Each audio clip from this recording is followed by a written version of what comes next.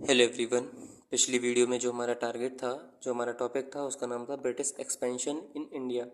यानी कि अंग्रेज़ों को हिंदुस्तान के ऊपर क्या करना है, एक्सपेंड करना है, हिंदुस्तान में अपनी टेरिटरी को एक्सपेंड करना है। तो हम लोगों ने उसमें क्या दिखाया था कि हिंदुस्तान पे अगर अंग्रेज़ों को विस्तार करना है तो उसके लिए अंग्रेज़ों को सीधी सीधी बात है, लॉजिकली दो चीज़ों की ज़रूरत पड़ेगी।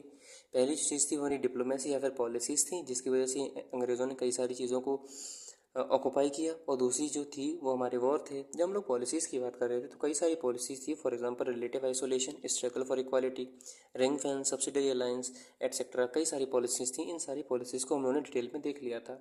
जब हम लोग वॉर की बात कर रहे थे तो अंग्रेज़ों को दो लोगों से चैलेंज मिलने वाला था। कॉमन सेंस की बात थी, एक तो यूरोपियन पावर्स को जो कि इंडिया में थी, अंग्रेज़ों के कंटेम्पररी, फॉर एग्जांपल पुर्तगीज़, उनको भी देख लिया था। डच, उनको भी देख लिया था कि किस तरह से अंग्रेज़ जो हैं उनके ऊपर जीत हासिल करते हैं। डेन्स को भी देख लिया था और हम लोगों ने फ्रेंच को भी देख लिया था। फ्रेंच जब हम लोगों ने देखा था उसी को हम लोग क्या बोल रहे थे, एंग्लो कर्नाटिक वॉर या फिर एंग्लो फ्रेंच राइवलरी, जो कर्नाटिक वॉर्स थी हमारी वो। तो यानी कि हम लोगों ने यूरोपियन पावर्स को भी देख लिया था कि किस तरह से अंग्रेज़ इनके ऊपर सुप्रीमेसी को इस्टेब्लिश करते हैं। ये वाला एस्पेक्ट हम लोगों ने कवर कर लिया था पिछली वीडियो में, ये वाला एस्पेक्ट भी कवर कर लिया था। अब उसके बाद हम लोगों ने एक और नया एक्सपेक्ट देखा था, क्या कि फॉर एग्जांपल किस तरह से एंग्लो सिख वॉर होता है, उसकी क्या रीज़न होती है, कौन कौन सी ट्रीटीज़ होती है, उसको देख लिया था।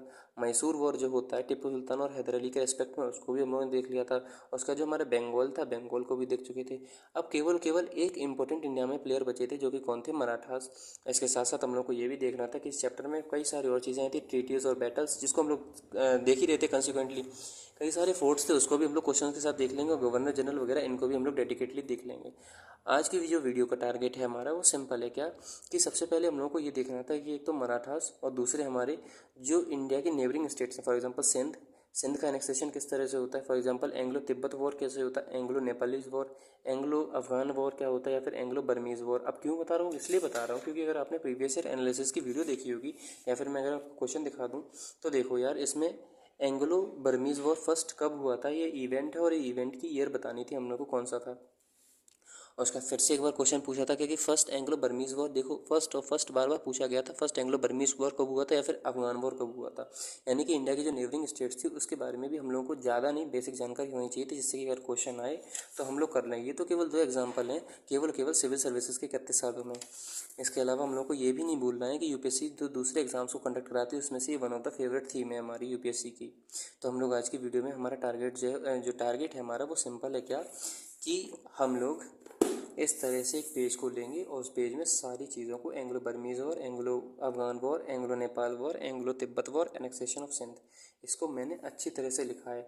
और सच बता रहा हूँ, आज की वीडियो बहुत ज़्यादा हेक्टिक थी, क्योंकि आज की वीडियो को कम से कम यही बनाने में मुझे 3 घंटे लग चुके थे। क्यों? क्योंकि इसके देखो दो तीन रीज़न थे। पहली चीज़ तो ये थी कि ये जो टॉपिक है ये बहुत ज़्यादा, इसकी किसी को लिमिटेशन नहीं पता है, इसको कितना पढ़ना है कितना नहीं पढ़ना है। तो ये समझने में ही बहुत ज़्यादा टाइम लग जाता है कि पहली बात तो ये, फिर टेबुलर फॉर्म में किस तरह से लिखना है कि कौन से, फॉर एग्जांपल जब हम लोग बर्मीज़ वॉर की बात करते तो 3 हुए थे, अफगान वॉर 3 हुए थे, एंग्लो नेपाल वॉर 1 हुआ था, तिब्बत के साथ 1 हुआ था, एनेक्सेशन ऑफ सिंध में भी 1 हुआ था। कौन सी साल में हुए थे ये भी मैंने इसमें एस्पेक्ट कवर किया है। इसके कॉजेज़ कौन कौन से थे, फॉर एग्जांपल 3 पॉइंट हैं। तो फर्स्ट एंग्लो बर्मीज़ वॉर का ये पॉइंट था, उसका कॉज, सेकंड का कॉज, थर्ड का कॉज क्या था, और फिर उनका रिजल्ट क्या था। फर्स्ट का रिजल्ट क्या है, सेकंड का रिजल्ट क्या है, थर्ड का रिजल्ट क्या है, और इसका ओवरऑल इम्पैक्ट क्या हुआ। तो मैंने वो भी इसमें इंक्लूड किया। तो आज की वीडियो देखने के बाद अच्छा, फिर इसमें भी दो चीज़ें मेरे दिमाग में आई। पहली चीज़ तो ये, अगर आप लोग ये बोलते कि आप लोगों को सारी चीज़ें हैंड रिटन में चाहिए कि आप वीडियो के साथ साथ बनाओ, तो देखो दोस्त, मैं दिल की बता रहा हूँ, मैंने प्रॉमिस किया था कि हर एक टॉपिक एक पेज पे होगा। कायदे में ये एक पेज है भी नहीं, कैसा है, आधा पेज है, पीछे कुछ लिखा भी नहीं है। तो हम लोग जो है अपनी प्रॉमिस के हिसाब से काम कर रहे हैं। दूसरी बात ये, अगर मैं लिखता सारी चीज़ों को तो प्रेजेंटेशन पे इतना मैं काम नहीं कर पाता। फॉर एग्जांपल ये मैंने काले पेन से लिखा, इसका भी एक रीज़न है, क्या कि जब आप काले पेन को देखोगे तो पूरा एक टॉपिक है, नीला पूरा एक टॉपिक है, फिर ये जेल पेन एक टॉपिक है, काला एक टॉपिक है, जो लाल से मैंने लिखा वो इंपॉर्टेंट चीज़ थी। फिर मैंने ब्लॉक्स बनाए, तो प्रेजेंटेशन पे थोड़ा काम करना था। दूसरी चीज़ ये थी कि अगर मैं खुद हाथ से सारी चीज़ें लिखता तो इतना प्रेजेंटेशन अच्छा नहीं आ पाता, और जो हमारा टारगेट है इवेंचुअली, क्या कि एक पेज पे नोट्स, वो हमारा टारगेट भी पूरा नहीं हो पाता। इसलिए मैंने क्या सोचा कि मैं इसके पहले से नोट्स बना लूँगा, जिससे कि मैं अपना 100% समझाने में दे पाऊँ और आप अपना 100% समझने में दे पाऊँ। तो उम्मीद करता हूँ आप लोग मेरी जो थिंकिंग थी उसको समझ पाओगे। अगर आपको फिर भी अच्छा ना लगे तो मुझे कमेंट में बता देना, अगली वीडियो से जैसा आप लोग बोलोगे वैसा मैं करूँगा। तो बहरहाल यार, बातें बहुत हो गई, हम लोग क्या करेंगे, सबसे पहले क्वेश्चंस को देखेंगे। तो पहला हम लोग का आता है एंग्लो बर्मीज़ वॉर। और कसम से आज की वीडियो बहुत हेक्टिक थी। एंग्लो बर्मी, अच्छा क्यों? क्योंकि इसमें मुझे पता है ना कि क्या देना क्या नहीं देना, और इसी से हम लोगों के सारे सवाल हो जाएंगे। जब हम लोग उनके प्रीवियस ईयर एनालिसिस देखेंगे तब आप लोग देख लेना, और प्रीवियस ईयर सॉल्यूशन में भी ये सारे क्वेश्चन अपने नोट से ही आते हैं। एंग्लो बर्मीज़ वॉर की बात करते तो 3 हुए थे। सॉरी, एक मिनट, पेन गिर गया। जब हम लोग एंग्लो बर्मीज़ वॉर की बात करते तो 3 हुए थे, फर्स्ट, सेकंड, थर्ड। फर्स्ट 1824 से 26 के बीच में हुआ था। इसका जो कारण था वो ये था कि बर्मा ने एक्सपेंशन कर लिया था असम में और मणिपुर में, जो कि बंगाल को थ्रेट कर रहा था। बंगाल किस लिए थ्रेट कर रहा था? क्योंकि बंगाल में कौन थी? East India company. तो ये मेन कारण था कि बर्मा जो था, म्यांमार जो था, उसने असम और मणिपुर में एक्सपेंशन किया था, जिससे कि थ्रेटन हो रहा था बंगाल। अब इसका रिजल्ट क्या है? इसका रिजल्ट ये आया कि ट्रीटी हुई जिसका नाम क्या था? यांडाबू। ये ट्रीटी ऑफ यांडाबू में ये बात बोल दी गई थी कि अंग्रेज़ों को असम मिल जाएगी, अंग्रेज़ों को मणिपुर मिल जाएगा और अंग्रेज़ों को अराकान मिल जाएगा। तो ये इस ट्रीटी का रिजल्ट था। अच्छा, मैंने इसमें इंपॉर्टेंट एस्पेक्ट जो होते, फॉर एग्जांपल अगर हम लोग न्यूट्रल पर्सपेक्टिव से देखें, अभी तक हम लोग तकरीबन 500-600 सवाल देख चुके होंगे। उसमें पता हम लोग की कॉमन चीज़ समझ में आई क्या? कि यूपीएससी अगर सवाल पूछेगा हमसे तो सिंपल चीज़ उसकी होगी, या तो साल बता दो, तो साल वाला एस्पेक्ट कवर है। कॉजेज़ क्या थे? कॉजेज़ वाला एस्पेक्ट कवर है। कोई ट्रीटी हुई थी क्या? ट्रीटी वाला भी एस्पेक्ट कवर है क्या? उसका रिजल्ट आया था, रिजल्ट भी कवर है। यानी कि हमारे क्या है, एक लाइन में पूरा मैटर खत्म हो गया। जो हमारा ऑप्शन भी आया था, फॉर एग्जांपल जो हमारा फर्स्ट एंग्लो बर्मीज़ वॉर कब हुआ था, वो भी हमारा इसी से हो जाएगा, 1824 से 1826। तो यार हम लोगों ने फर्स्ट एंग्लो बर्मीज़ वॉर देखा। अगर मैं वापस को रिवाइज करूँ तो 1824 से 1826 बर्मा ने एक्सपेंशन किया था असम में, मणिपुर में, जिससे कि बंगाल थ्रेटन हो रहा था। फिर बाद में एक ट्रीटी हुई। उस ट्रीटी का रिजल्ट ये आया कि अंग्रेज़ों को असम, मणिपुर और अराकान जो रीजन था वो वापस मिल गया। बाद में पता क्या होगा, आप लोग भी टेंशन मत करना, मैं इस कागज़ को सीधा रख दूंगा, जिससे आप लोग इसका स्क्रीनशॉट ले लेना, जिससे कि आपका काम हो जाए। तो ये हमारा अराकान था। उसका दूसरी लड़ाई होती है 1852 में। 1852 वाली लड़ाई का ये कॉज होता है कि जो रंगून पोर्ट होता है उसको लेकर डिस्प्यूट चल रहा होता है, ट्रेड राइट्स को रिलेटेड। तो क्या कॉज होता है? कॉज ये होता है कि डिस्प्यूट ओवर रंगून पोर्ट और ट्रेड राइट्स, ये इसका मेन कॉज होता है। इसमें कोई ट्रीटी नहीं है निकल के आती, कोई सिग्निफिकेंट ट्रीटी नहीं होती सेकंड एंग्लो बर्मीज वॉर में। बस ये होता है कि जो ब्रिटिशर्स होते हैं वो लोअर बर्मा को अनेक्स कर लेते हैं। Britishers annexed lower Burma. Second Anglo Mysore war, जो एंग्लो बर्मीज वॉर था, उसका ये रिजल्ट होके आया। अगर फॉर एग्जाम्पल आपसे मैं बोल लो, क्वेश्चन यूपीएससी में आया कि what was the outcome of second Anglo Burmese war, तो उसका आउटकम ये था कि ब्रिटिशर्स ने लोअर बर्मा को अनेक्स कर लिया था। जब हम लोग तीसरे की बात करते हैं तो तीसरा 1885 में होता है। इसमें क्या होता है, एक किंग होते हैं जिनका नाम होता है थिबाऊ।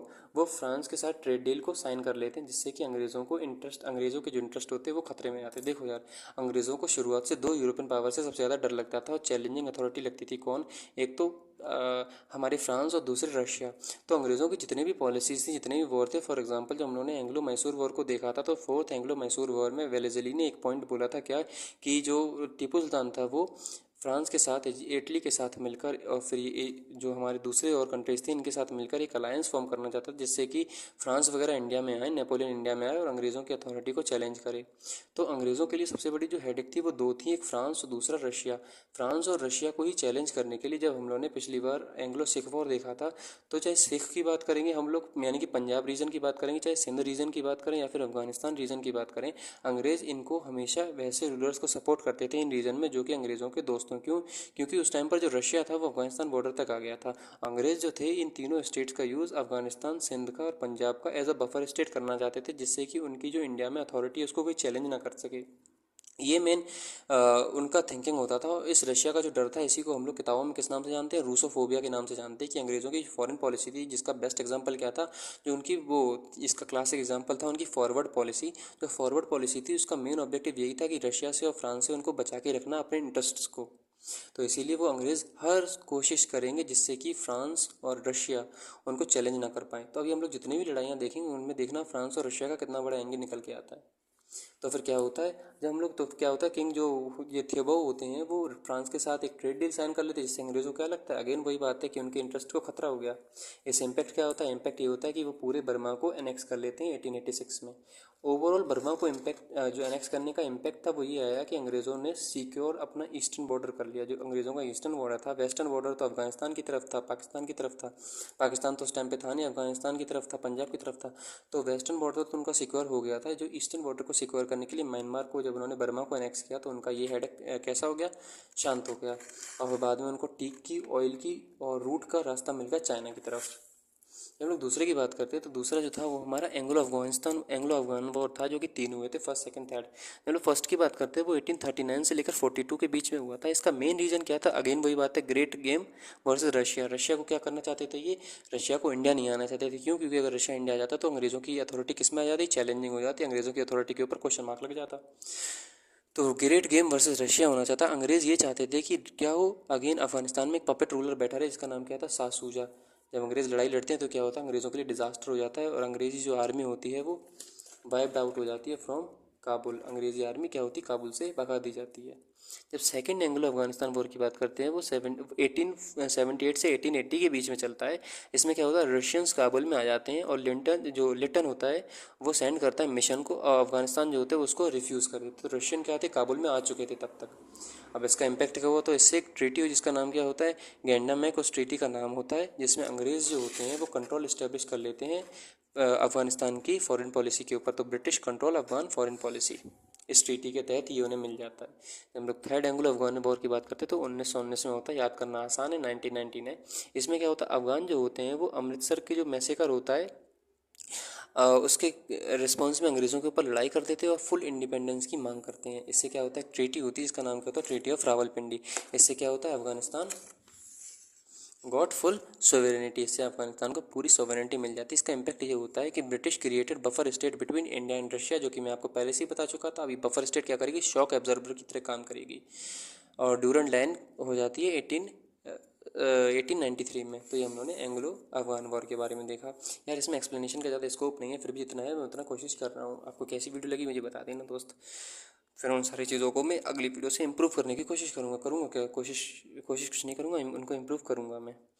अगला क्या है हमारा? Anglo Nepal war. ये एक ही हुआ था कब? 1814 से 1816 के बीच में। अब बॉर्डर डिस्प्यूट, इसका जो कॉज था वो ये था कि बॉर्डर डिस्प्यूट था तराई रीजन में और गोरखा जो थे वो ब्रिटिश टेरिटरी के ऊपर रेड करते थे। तो ये इसका मेन कॉज था। अब इसका हुआ क्या सॉल्यूशन? इसका ये सॉल्यूशन हुआ कि ट्रीटी ऑफ, तो गोरखा क्या करते थे? रेड करते थे ब्रिटिश टेरिटरी के ऊपर। इसका ये सॉल्यूशन हुआ, ट्रीटी ऑफ सुगौली साइन हुई 1816 में जिसके तहत क्या हुआ? नेपाल को 1/3 टेरिटरी अपनी देनी पड़ी। ब्रिटिशर्स को कुमाऊं, गढ़वाल, शिमला मिला और फिर जो गोरखा थी वो इंडियन आर्मी में इनकलकेट हो गई। इसका इम्पैक्ट था। जब हम लोग अगली बात करते हैं एंग्लो तिब्बत वॉर की, ये एक ही हुआ था 1903 से 1904 तक। जो लीड किया था अंग्रेज़ ने उसका नाम था यंग हस्बैंड। अब इसका कारण क्या था? इसका कारण ये था कि कर्जन को हमेशा से डर लगता था कि रशियन इन्फ्लुएंस तिब्बत में बढ़े ना। तो अगेन वही बात है, रशिया और फ्रांस। तो रशिया का इन्फ्लुएंस तिब्बत में बढ़े ना, इसलिए क्या करता है वो तिब्बत से ट्रीटी करता है। उस ट्रीटी का नाम क्या होता है? Treaty of Lhasa. तिब्बत जो होता है वो ब्रिटिश ट्रेड के लिए खुल जाता है और चाइना जो होता है वो क्लेम कर लेता है अपनी सोजर्निटी को। अब देखो दो चीज़ें होती हैं, एक होता है सोवेरेनिटी, एक होता है सोजर्निटी। सोवेरेनिटी मतलब ये होता है जिसमें कंट्री अपने इंटरनल और एक्सटर्नल जो डिसीजंस हैं वो खुद ले ले, किसी एक्सटर्नल पावर के ऊपर डिपेंड ना हो अपने डिसीजन क्रूशियल लेने के लिए। लेकिन जब हम लोग सोजर्निटी की बात करते हैं तो इसमें पता क्या होता है? एक दूसरी कंट्री किसी और कंट्री का, फॉर एग्जांपल मान लो एक छोटी कंट्री एक बड़ी कंट्री है, तो जो बड़ी कंट्री होगी इस छोटी कंट्री के फॉरेन अफेयर्स को और इस छोटी कंट्री की सिक्योरिटी को इंश्योर करती है। इंटरनल मैटर जितने भी होंगे इस छोटी कंट्री वो खुद देखेगी, जो उसके इंपॉर्टेंट मैटर होंगे फॉर एग्जांपल फॉरेन पॉलिसी या फिर डिफेंस, वो ये बड़ी कंट्री के ऊपर निर्भर करेंगे। तो इसी को हम लोग क्या बोलेंगे? सोजर्निटी बोलेंगे। तो चाइना यही क्लेम कर देता है तिब्बत के ऊपर। जब हम लोग अगले की बात करते हैं तो अगला आता है हमारा एनेक्सेशन ऑफ सिंध। ये कब होता है? 1843 में होता है, जिसमें चार्ल्स नेपियर को भेजा जाता है एलन बोरो के द्वारा कि आप जाओ और सिंध को अनेक्स करो। अब सिंध को अनेक्स का जो कॉज लगाया जाता है वो ये लगाया जाता है कि अब ये मैंने लिखा है, ये आप ज़रा ध्यान से देखना। ब्रिटिश अक्यूज़ करते, अब अमीर कौन होते हैं? अमीर सिंध के रूलर्स होते हैं, आप ऐसे मान लो उसको अभी। तो जो ब्रिटिशर्स ने अक्यूज़ किया था अमीर को कि ये एंटी ब्रिटिश प्लॉट्स हैं, एंटी ब्रिटिश षड्यंत्र को रच रहे हैं जिससे कि हमें इनके ऊपर हमला करना पड़ेगा और इनको खुद के भीतर मिलाना पड़ेगा। और ये एक और काम कर रहे हैं, जो हम लोगों ने इनसे ट्रीटी करी थी ट्रीटी का वायलेशन कर रहे हैं। ये तो अंग्रेज़ों ने कार्ड दिया था। वास्तविक रियल आर का मतलब रियल रीज़न क्या था उसके ऊपर हमला करने की, सिंध को एनेक्स करने की? तो रियल रीज़न ये थी कि देखो यार, जो इनका डिज़ास्टर हुआ था फर्स्ट अफगान वॉर में, जो इनकी बात हुई थी उसको छुपाने के लिए ये क्या कर रहे थे? सिंध को एनेक्स कर रहे थे, यानी कि कंपनसेट करना चाहते थे डिज़ास्टर को ऑफ फर्स्ट अफगान वॉर। तो फर्स्ट अफगान, अच्छा सिंध जो था वो इनका बहुत अच्छा दोस्त था। बाद में एक और इसका रीज़न होता है मेन क्या, कि जो इंडस रूट होता है उसको ये सिक्योर करना चाहते थे ट्रेड के लिए और अफगान कैंपेन के लिए। तो इसके लिए क्या करते? सिंध की कुर्बानी कर देते हैं, सिंध को क्या कर लेते हैं? एनेक्स कर लेते हैं। अगला इसका रिजल्ट क्या आता है, तो इसका रिजल्ट ये आता है, सिंध अनेक्स हो जाता है, बॉम्बे प्रेसिडेंसी मिल जाता है। अब देखो यार, नेपियर एक टेलीग्राम मैसेज करता है जिसमें वो एक शब्द लिखता है जिसका नाम क्या होता है, पेवाकी। अब पेवाकी का मतलब होता है आई हैव साइंड, तो वो ऐसा ट्रिक में लिखता है, साइंड की जगह सिंध होता है, वो लिख देता है मैसेज में कि हाँ मैंने सिंध को जीत लिया, तो पेवाकी आता है।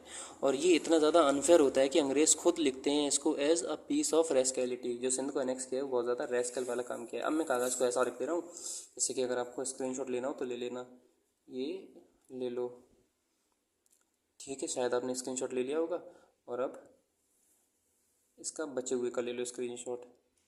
तो यार आज की वीडियो कैसी लगी और आपको मेरी अप्रोच समझ में आई कि मैंने क्या बोला? मैंने ये बोला था सिंपल चीज़ क्या, कि हम लोग क्या करेंगे, इस वीडियो से हम लोग की क्रिस्प कंसाइज एक पेज के नोट्स बन जाएंगे। ये टॉपिक हमारा इंपॉर्टेंट, टू द पॉइंट बात लिखूंगा। इसमें पता क्या होता है, हम लोग पढ़ते तो हैं लेकिन पता ही नहीं होता कहाँ तक पढ़ना है, कितना पढ़ना है। तो जितना मैंने लिखा उतना ही पढ़ना है, एक पेज में हो जाएगा, टू द पॉइंट, बात खत्म, ज़्यादा कुछ है नहीं। तो वीडियो कैसी लगी कमेंट में बताना। अगली वीडियो में हम लोग लिखे हैं कि ऐसे ही ठीक है, तो वो बता देना। वैसे तो सारी चीज़ वीडियो में मैं लिखता ही हूँ, क्योंकि लिखने से ज़्यादा अच्छी तरह से हम लोग कनेक्ट कर पाते हैं। तो मैं लिखूंगा, लेकिन ये टॉपिक ऐसा था जो कि कैसा था, अगर लिखते तो बहुत ज़्यादा टाइम लग जाता, और 2-3 पार्ट में आता, जो कि टॉपिक ये जो है ये 2-3 पार्ट लाइक है नहीं। तो आप लोग मुझे बता देना वीडियो कैसी लगी और मैं क्या इसमें सुधार करूँ, वो भी बता देना। तो हम लोग यार अगली वीडियो में मिलते हैं। टिल देन, जय हिंद, जय भारत।